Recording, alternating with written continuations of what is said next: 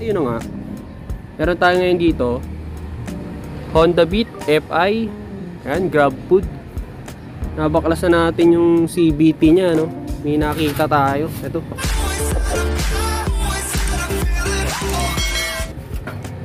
Yung pulley nya. Matagal na ba to, sir? Isang taon na mahigit. Ito. Maluwag na yung poste. Ayan.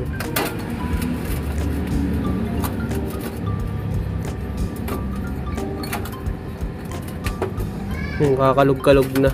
Saka yung wall nya. May ano na. May gas-gas na. Pero ito dati pa naman na bola to, sir. Oo, matagal na rin yung bola. Matagal na rin yung bola, no? Tapos drive face. Ay, malalim na rin, eh.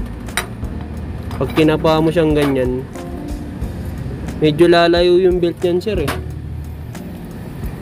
Dapat ganito yan. Ito yung bago. Yan, pantay. Tapos ito yung bagong, ano, sir, pulley. Ito yung poste, yung laki. Diba? Magpipit dyan yung, ano, yung... Yan. Diba? Ganyan lang siya dapat. Yun sa'yo, tingnan mo.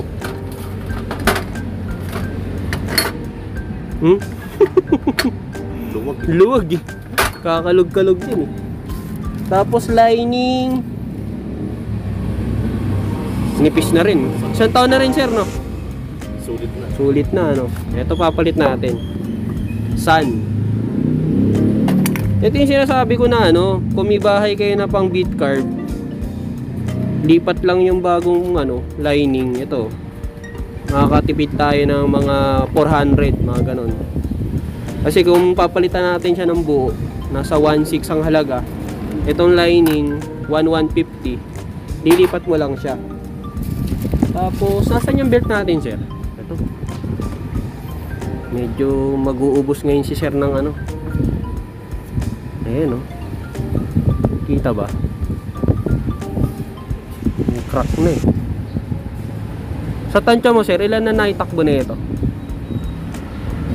Siguro mga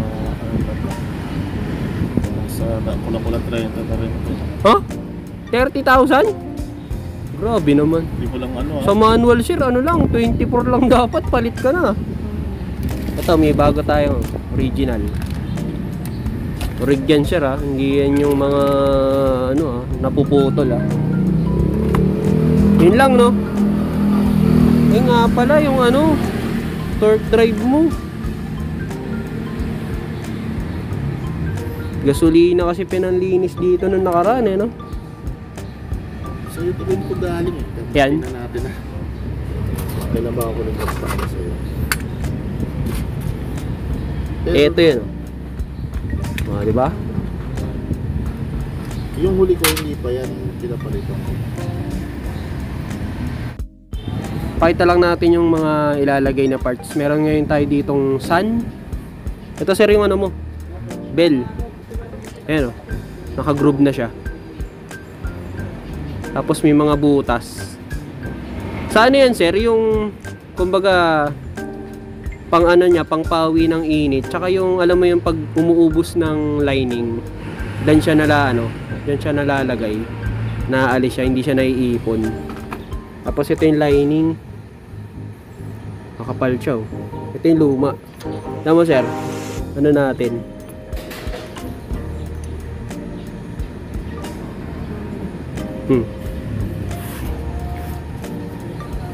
Diba? Ang lalim na pala ng luma eh. Hindi sun to, sir. Alam ko NCY ito eh. Oo, kasi ganito ang sun eh, kulay blue. Kulay blue yung ano niya, yung lalagyan niya. Sa unit ko mo. Tapos may kasama na siyang ano, clutch spring. Ay, torsion controller pala, ano. Hindi natin na ilabas. Sa bagay, mamaya na lang.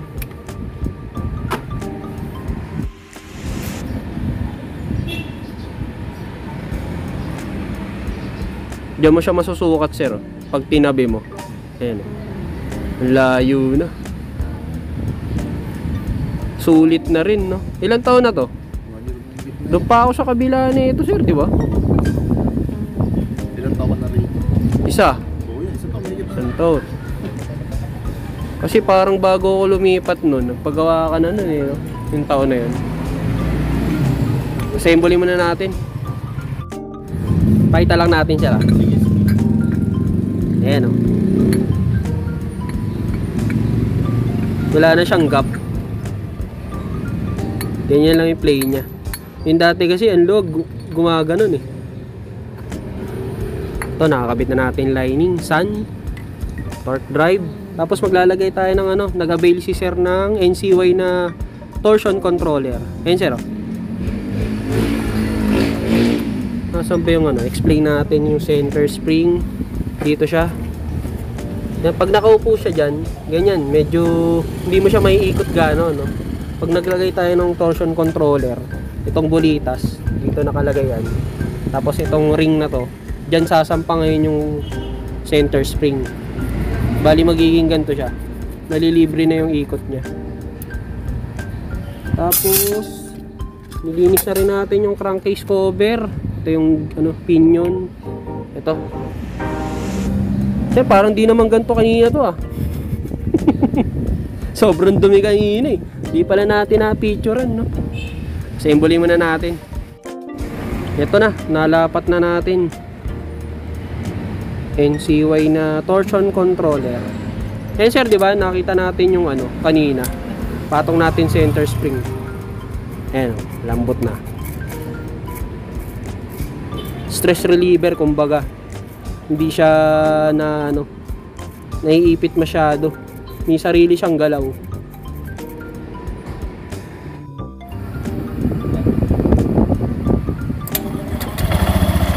Yun o.